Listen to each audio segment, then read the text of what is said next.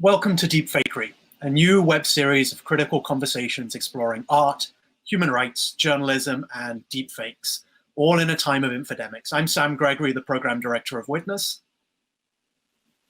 And I'm Kat Cizek. I'm the artistic director of the co-creation studio at MIT Open Documentary Lab. This series is a special joint presentation between our groups and is supported by the Knight Foundation, BuzzFeed, and Vimeo. Witness is a human rights group where I lead a program focused on preparing better for deepfakes and other emerging forms of media manipulation. And our studio and lab at MIT are hubs for emergent tech, emergent media, in art, documentary, and journalism, especially through the lens of co-creative methodologies. Today's episode is called Faking the Powerful, with some of the best known deepfakers around. Bill Posters, Daniel Howe from the Spectre Project, and Stephanie Lepp with her new project called Deep Reckonings. They'll be in conversation with Sam for about 30 minutes, and we'll have time for Q&A from you at the end. So we invite you to input your questions, drop them into whatever social channel you're in, and we'll be collecting your questions as we go along. Enjoy, and without further ado, here's Sam to moderate today's conversation. Thanks, Kat. For those who don't know Witness, we're a human rights network that works with people who use video and technology to secure attention and justice.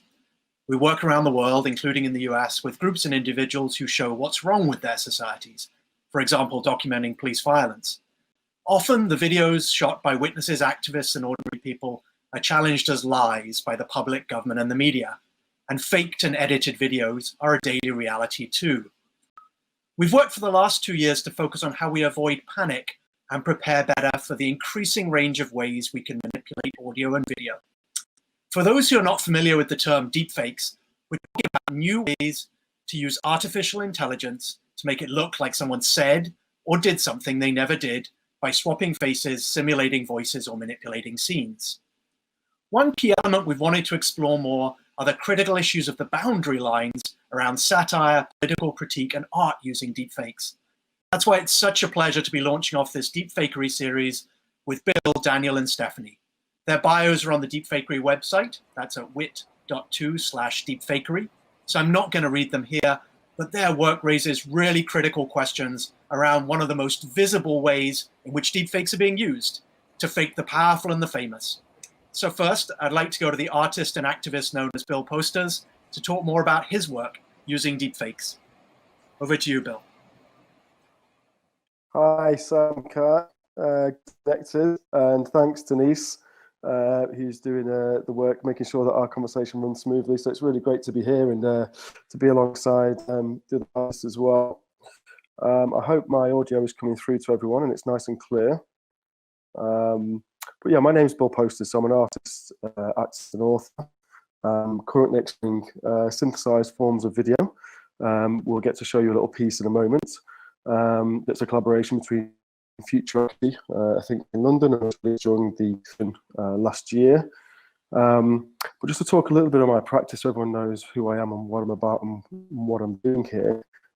So I'm a conceptual and critical artist, basically, and my research involves kind of interrogating computational forms of propaganda and disinformation. And this includes looking into deepfake technologies, like traditional deepfakes that we're going to take a look at, as well as some new emerging technologies, video portraits, and also most recently looking into botnets as well. And I'm really primarily focused in kind of being interested in how deepfake technologies can be applied to moving image storytelling, and that includes in documentary format as well. You know, I also think the deepfake is a perfect formality that we're currently living in, you know, so there's a Dadaist/surrealist interest from my side, artistic lens. But just quickly, my background really is rooted in critical public art. You know, I was a street artist for 10, 15 years. I was heavily involved in what's called ad hacking and subvertising, which is really about kind of changing adverts in public space and replacing them with artwork, sometimes critical artwork about what consumerism and capitalism is and how it affects us on a value level, but also on an individual and collective and biospheric levels as well, actually. And from this, I kind of founded the Vandalism Project in 2012. So I was kind of interested in researching and critiquing propaganda and the power relations that exist in public space, because these forms of propaganda don't appear in their 10,000s automatically. They're kind of symmetries, and I really wanted to try and understand how that power relations were working in public space around what academics call now persuasion architecture boards and ads that we see, and they're there in essence to kind of normalize certain behaviors, attitudes, and values around what's important in life. And I wanted to try and critique that. And after doing that for a decade, the kind of Cambridge Analytica scandal came through, and this really made me migrate my practice and my focus from public space to digital space and take a look at the persuasion architectures that were emerging online in social media, but also from the wider digital industry as well. And what I was really interested in is the logics and computational forms of propaganda that underpin what we now call surveillance capitalism. Daniel's going to talk a little bit about our project called Spectre that emerged from this initial research in 2018.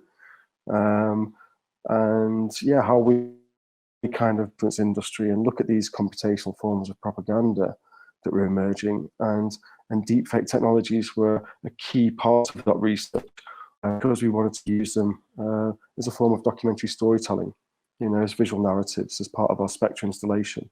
And we released some of these on Instagram to test social media policies, but Daniel will talk about this shortly, I think. Currently, I think I'm working on projects in advocacy and art spaces. We're exploring new technologies and synthesize.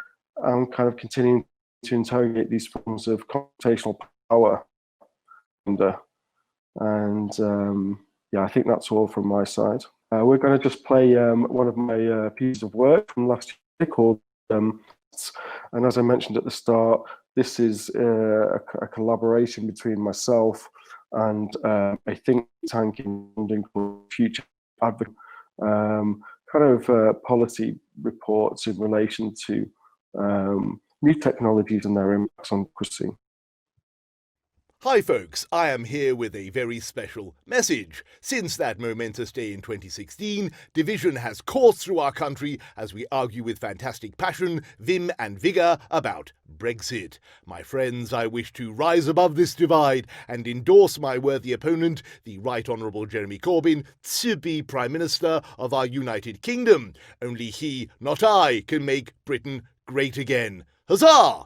Alas, why should you believe me? Much like Odysseus and his encounter with the Cyclops Polyphemus, I too am nobody. I am a fake bear. A deep fake to be precise. And as you can see, even I, the Prime Minister, can be affected by them. Yes, the unregulated power of technologies like this risk fueling misinformation, eroding trust, and compromising democracy. Yes, to help us rugby tackle deepfakes, not children, at futureadvocacy.org/deepfakes. Castigat, Redendo, Mores.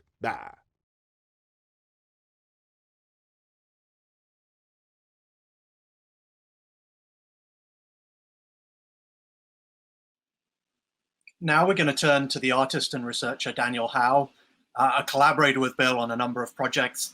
Together they made waves last year with their Spectre Big Data project and a Mark Zuckerberg fake that went viral. Daniel, over to you. So greetings and thanks for having me at this event. It's really an honor to be associated with Witness and the very important work they've been doing for close to 30 years now, I guess. So I'm an artist and a researcher and an arts professor. And in my work, I use computer algorithms to explore issues related to privacy, surveillance, climate justice, and civil rights. And I often try to create interventions using software into situations where average citizens are on the wrong side of large differentials in power. And this might be in regard to authoritarian or oppressive regimes, or to corporate platforms like Google or Facebook. As one of the algorithms I've experimented with Deepfakes are, I think, particularly interesting to consider as they touch on important issues in current debates regarding truth, identity, consent, and the impact of new technologies on our democratic institutions. So Inspector, a recent project with Bill Posters, who you just heard from, we created about 40 deepfake videos from both living and dead celebrities, which users could encounter as they made their way through the interactive experience. And this took about 20 to 30 minutes, the entire experience. So here's one video from that series, which you may have encountered on social media or in the press. So you can cue that now. Imagine this for a second. One man with total control of billions of people's stolen data, all their secrets, their lives, their futures. I owe it all to Spectre. Spectre showed me that whoever controls the data controls the future. So this is one type of deepfake video, of which there are several. Here we're using automated dialogue replacement to enable a model of Zuckerberg to basically lip sync a script spoken by a voice actor reading text that Bill and I wrote. And there are important questions in relation to this kind of synthetic media regarding ethics, regarding efficacy, in relation to education and media literacy, and on the larger role, I think, of art and satire in political debate. But we should also, I think, be careful not to overstate either the novelty or the danger here, although the danger is real. Synthetic media in various forms has been around almost as long as media itself, and as art, satire, and activism has been used in a wide range of socially positive ways, mediating between technology and public discourse. So as Walter Benjamin, the cultural critic, said almost 100 years ago, art is the product of this very conversation between technology and society. And so in this light, I'm very much looking forward to exploring these questions together with this great panel. And I'll end with two short videos, also from the Spectre project, and then turn things over to Stephanie to talk about her very interesting work. Please cue the video.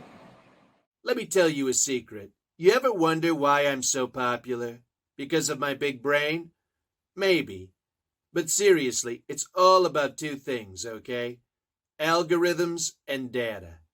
I pulled off the biggest heist of the century, and people just have no idea. How? I got 6 words for you. SPECTRE.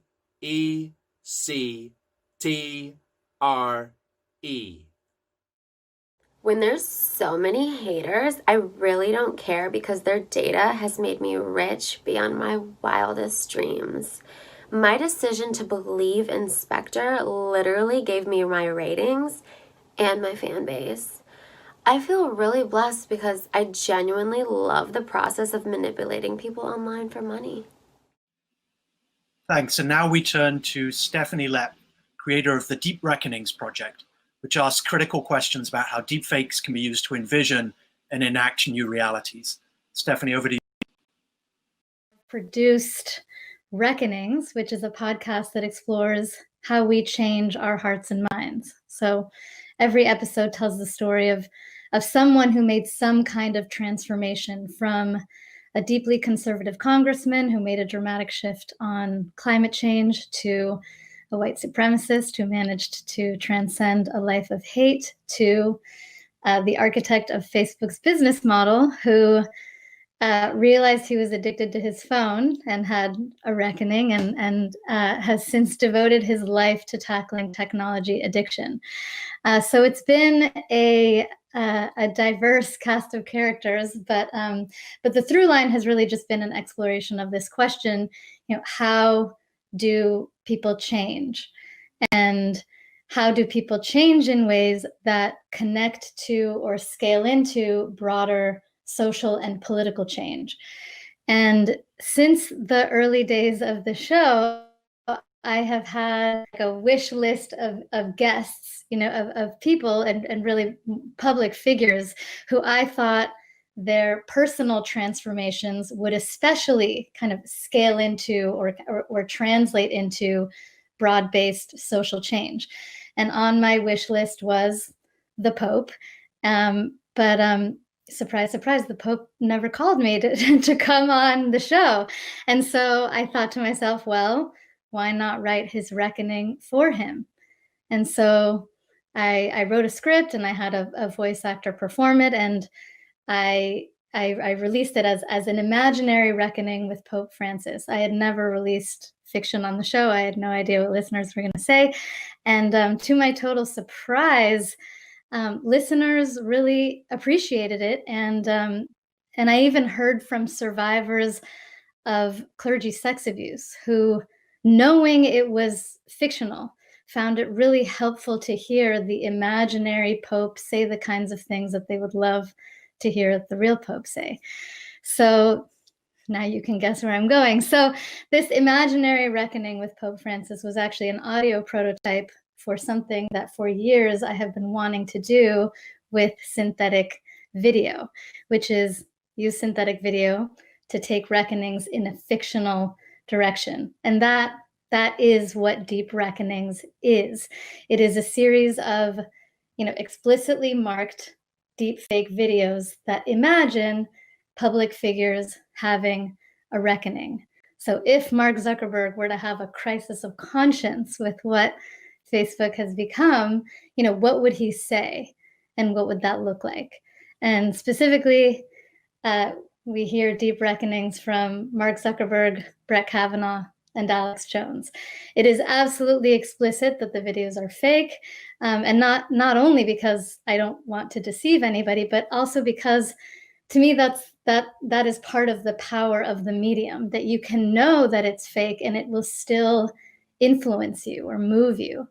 And this is not parody. I'm not trying to make Kavanaugh, Zuckerberg, Jones look like fools. I'm trying to kind of like imagine them with extraordinary moral courage and speak from that place. And so the question I'm exploring is, how might we use our synthetic selves to elicit our better angels?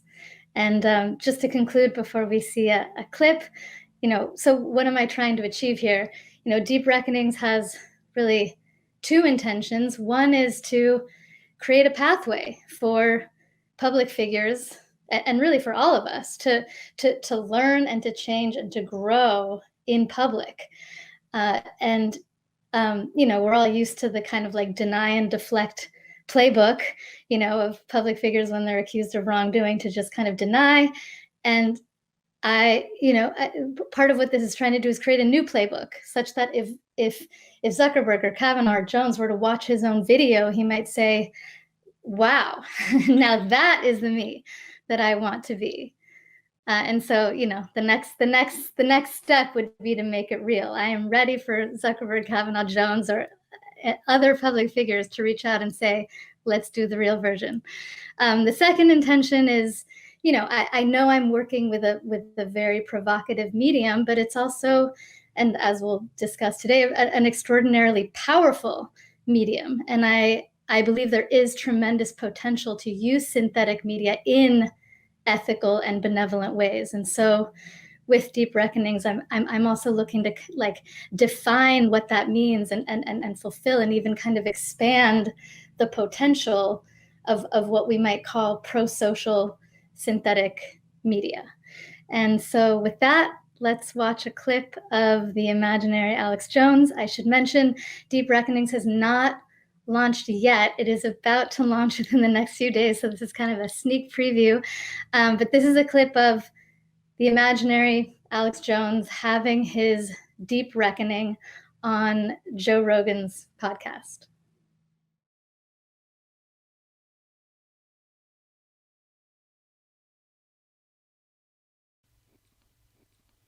I already said I believe Sandy Hook happened. I already said Sandy Hook happened. Yeah, Alex, but you're not really doing anything. Okay, Joe, yeah, You're right. I'm not really doing what I originally set out to do. You know, I got into all of this because of real conspiracies. I wanted to expose lies and seek the truth and fight tyranny. That's why I investigated Bohemian Grove and the Council of Foreign Relations.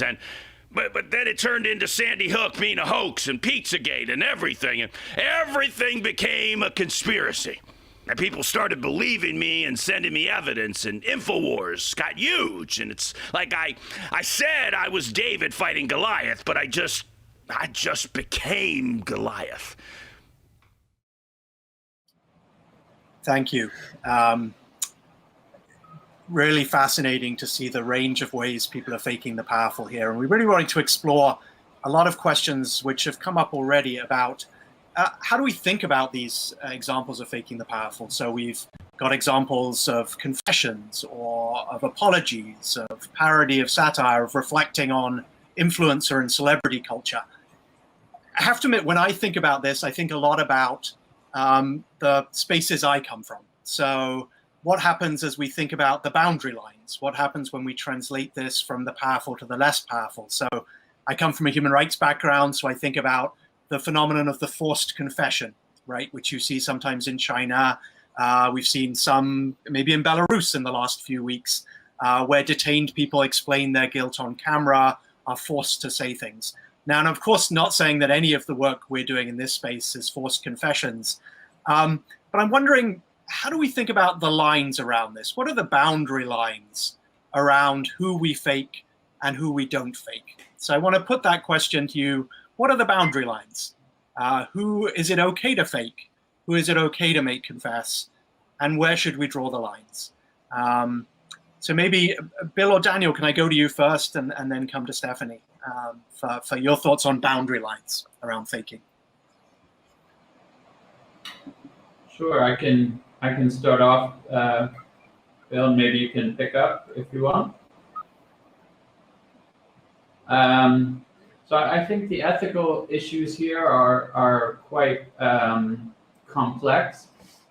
I often include, full sections on ethics in my writings about my own work or some of my prior work. But I think it's useful to characterize some of these techniques as ethically justified in specific contexts, specifically when there are power differentials at work, what has been called, or what I often refer to as weapons of the weak.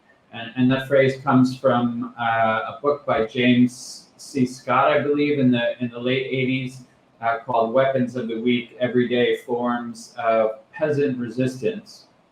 But different tactics and strategies become necessary and I think justified in contexts where one has few or no other alternatives. In many of these cases, we might prefer policy solutions, or even in the case of platform capitalists, we might prefer self-regulation, though this seems less and less likely to happen. But until those better solutions arrive, there are tactics that those with less power can employ to try and level the playing field to some degree. And I think satire is and always has been really one of those tactics. Obviously, it's very different when we see a Saturday Night Live skit that lampoons the current president, and we feel maybe okay about that, but we'd feel very differently if we were making fun of, say, a poor immigrant in the street. And there was a recent case that was talked about a lot in the media along those lines. So I think it is very, at least from my perspective, very contextual. Maybe we can go to Stephanie for a perspective on this, Steph. Yeah, sure. And so first, totally agree with what Daniel just said. And I guess just what I would add is really just kind of zooming out and saying, you know, where do we draw the boundary lines in general? And for me, as I've been kind of thinking through this and wrestling through the ethics of deep reckonings, I've just been thinking in terms of like the considerations that we might use to determine where to draw the line. So, for example, one consideration is the piece's potential for deception, which is not just a matter of someone actually intending to deceive, but also a matter of someone like failing to sufficiently prevent deception, even if they were not intending to deceive. Another consideration, which you already brought up, is the factor of consent. You know, did the piece obtain consent from its protagonist, which is not actually legally required. Synthetic media fall under the categories of satire and commentary, but is still, you know, ethically important. Another consideration would be the intent of the piece, which is subjective and obviously like hard to prove what the intent of the person was, but is also, you know, ethically important. Another consideration would be the piece's potential to normalize problematic behavior. You just mentioned forced public or forced apologies. We don't necessarily want to kind of like normalize fake apologies, because obviously we don't want to kind of normalize or justify forced apologies. So there are kind of like many considerations, I guess, we can think about in terms of where we draw the ethical lines.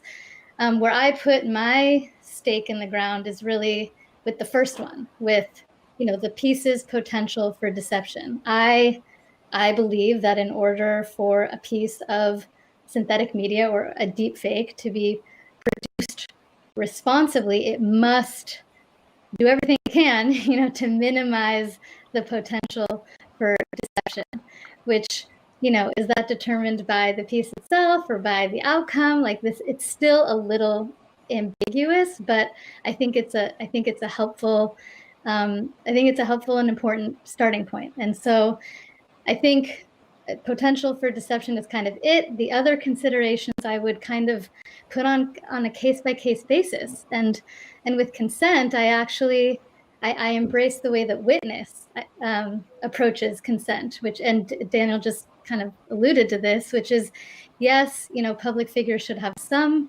baseline ownership of their likeness, but in general, the more powerful or public someone is, the less critical consent is, because, you know, being satirized or commented on or otherwise kind of examined in the public eye is part of what comes along with being a powerful public figure.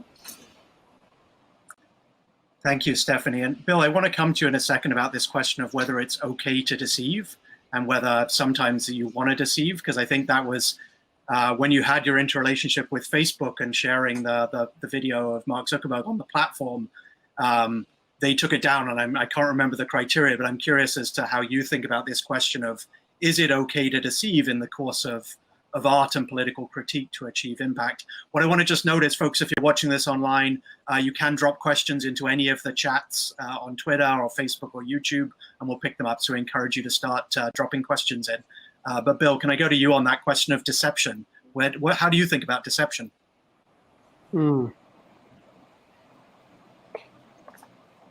Question, Sam, but I'd just like to kind of round off what Stephanie and Daniel were just exploring then around kind of these boundary lines, you know, because we, like Stephanie mentioned, we are talking about consent, you know, and this is part of the reason why myself and Daniel really wanted to use these new emerging computational technologies critically. You know, we want to ask that question, should we as artists be able to take someone's biometric data and use that in a way that's expected as a window in, really, the more system exists concerning whether that's okay for social media firms or police forces or whoever in whatever sector to be able to take that biometric data and use that in other unexpected ways as well, you know. So these are critical pieces of kind of new media art that we've been creating. And when you ask whether it's okay, you know, that was never an intention. All of our releases, especially on social media, were always contextualized within an art project, and Spectre being part of the Sheffield Documentary Film Festival, and these video pieces being a part of that. And that's what the third-party fact checkers at externally, the third-party fact checkers, that's what they found, and that's why they demark our posts as deceptive or misinformation or disinformation, because of that contextualization. So that for us is a really important part of it. These things aren't just launched blindly into the industry via social media. We're very careful, and we curate exactly how they're released and in what context, in order to try and retain those principles and those ethics that Stephanie and Daniel have just talked about as well. There is a little art saying, is that art is a lie or the truth, and for me that adage is what deepfakes are all about as well. Can we use these deceptive forms of media, or deceptive forms, shine a light and raise some interesting tensions within the content that we're creating around the logic and the philosophies of our current society and the technologies that we use. Thank you, Bill. And I want to flag that in episode 2 next week, we're going to talk to some of the experts on mis and disinformation, who often see the ways in which existing fakery is recycled. I think that's often one of their preoccupations, is how stuff gets taken out of context. And so it's really interesting to hear you guys thinking about the attentiveness to context and how you present. Daniel, do you want to do a quick follow-up, and then I want to go to a question we've got from the live chats, but if you had a quick follow-up on that. Sure. I just wanted to mention that a key element of the Spectre project for us was what we call the post-experience element of the piece, in which all of the manipulations that we used, all the technologies that we had borrowed from the sort of platform capitalists to use in the piece and manipulate the audience to a degree, were carefully explained in that. And this was, I should say, in collaboration with the amazing Tactical Tech Group out of Berlin. So they helped us put this section together. And it really helped. There's a big media literacy component there, in which we try to really get down into the nitty gritty of how data is used, how it can manipulate the hidden things in these interfaces that constitute what's called dark design and things like that. So that was a very big part of the interactive experience. Of course, when the videos were later were sort of abstracted away from that larger experience, so it ties into what you're saying about context. Let me pick up a question, and it's Stephanie. I find your website, The Deep Reckoning, is really thoughtful on some of the questions around this, and it's one of the things I admire most about the work of all of you folks is how thoughtful you are. And on deepreckonings.com, you mentioned something about deep faking it till you make it. Which is sort of a kind of pro-social idea of thinking of a positive vision that deepfakes can give of a future. And I'm curious about that, because how do we use deepfakes to envision positive futures? What's their role in that? Yeah. So in producing this project, I spent a lot of time thinking about what is the potential to use synthetic media or to use deepfakes in ethical and benevolent ways, and looking around at the landscape, and what are the examples of that, and how might we conceptually organize the landscape, and where the question I was asking myself was really like, where is the untapped potential? And where I see the greatest untapped potential, and this is probably unsurprising given the nature of Deep Reckonings, the nature of the project, is really is using synthetic media to envision and elicit the change we want to see, or as I cheekily say, deep fake it till you make it. But really, just to kind of give like a non-Deep Reckonings glimpse of what that might look like. One of my earliest Reckonings episodes was with a woman who recovered from alcoholism and cocaine addiction, and while I was editing her episode, she relapsed. And then her episode came out, and she heard it, and it actually helped her get sober again, because it reminded her in her own words why she wanted to be sober in the first place. And so I can just, like, with that in mind, you can just imagine, working with someone who's struggling with addiction to script a synthetic video of themselves sober in the future, talking to themselves now and helping themselves now onto the path of recovery. Or, working with someone who struggles with addiction to script a synthetic video of their hero, Princess Leia, whoever it is, also encouraging them into recovery, or scripting a synthetic video of their deceased grandmother, who was their kind of like emotional rock, and whose death, prompted their descent into addiction in the first place. Like, you can just kind of, I just start to imagine the possibilities of using synthetic media to envision and ultimately kind of like elicit the change we want to see, or the reality we want to see. And in terms of synthetic media for psychological healing, just because that's the direction I went in, I've talked about these possibilities with mental health professionals who, of course, given the necessary research and safeguards, etc., we're actually really enthusiastic about the prospect of synthetic media for healing. And so, kind of zooming back out, this kind of envisioning of our ideal futures or ideal scenarios in order to help us manifest them, that's something we've always done. It's ever since we've had dreams, or articulated our fantasies, or prayed. But I guess I just see synthetic media kind of enabling us to augment that practice with new technology. It's so good to hear a positive vision. I spend my life in the world of miserable, malicious potential deepfakes. So thank you for that vision as well, Steph. Bill, can I go to you for an observation in that area as well? Yeah, well, I know we're all deeply concerned in some ways with the kind of negative or various applications of synthesized media, but like Stephanie's is just elegantly kind of like elaborated on, the pro-social benefits of this type of tech and new media technology really are wide varied. From my own personal perspective, I've always really approached applying this technology as a public accountability project, to challenge power, to critique power, and to use synthesized media as a multi-sensory experience, quite often delivered monologue. So having a kind of deep-faked target delivering a quite intimate, almost life-size, if you like, to-camera monologue, and going into those monologues, it is quite a powerful and emotional space you can create, So I totally more pro-social uses of this than there will be negative. And said in the kind of round of question, I think he noted that kind of synthesized media or synthetic media has been around for a long time. It used to be called special effects, right?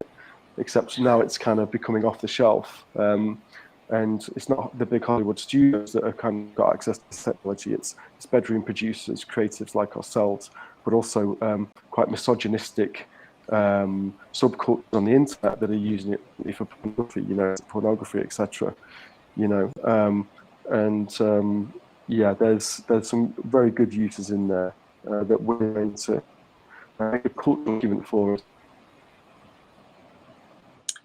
Let me ask one final question that I'm picking up from the chat, and then we're going to wrap up. We're running a few minutes late, and I don't want to overstay our welcome with people viewing in this hour. But someone asked a question, which is, should there be different ethical standards for deepfake videos that are explicitly satirical, really parodies, very strong parody or satire in the tradition of sort of SNL? Like, is there a difference to those very explicitly clearly fake, clearly parodic ones? How should we handle those? Is there a different way to handle those than the ones that do look real? Like, I would have taken that as being Alex Jones if I stumbled into it. I might have taken that for Trump or Kim Kardashian or Boris Johnson. Is there a clearer standard for the very deliberately parodic ones? That's a question from online. I think that there are a couple of concerns that need to be balanced. One is the ethics. And then the other is the sort of the experience that is happening at the moment. I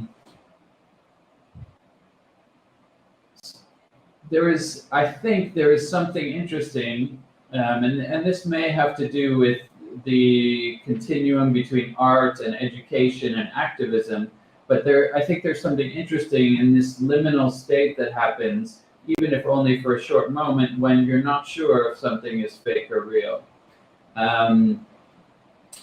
I think it trains us in a way in terms of media literacy to question our initial perceptions, to construct and question our own metrics for truth, to strengthen these sort of muscles in our thinking. And this is where maybe something like cognitive dissonance happens, where previously held beliefs are put into conflict with new information. And this is an idea that goes back to like Piaget in the early 20th century, who argued this was key to real learning happening. That you have dissonance and then accommodation and then assimilation of these new ideas. So I think there's some argument to be made for that space of lack of certainty about whether something is real or fake. I think at some point it needs to be made clear that something, as Stephanie mentioned, that something is in fact, fake, so that it doesn't deceive in any long-term way. But I think there's an artistic argument to be made for where that can be useful. Stephanie, did you want to comment on that question as well? Sure. I mean, I guess I could just say, just following up on what Daniel just said, because I also asked, I just, said I put my stake in the ground around, minimizing potential for deception. But I could also ask the question, well, what if Alex Jones pretending his video was real helped him stop broadcasting lies more than admitting that it was fake? Would we be prepared to sacrifice, Alex Jones's reckoning in the interest of, truth, which obviously is an enormous value, but under what circumstances do we prioritize truth over other values like social progress? So it's a question I don't know the answer to, but yeah, that liminal space, what can we do in that liminal space? And it's a question that has come up for me.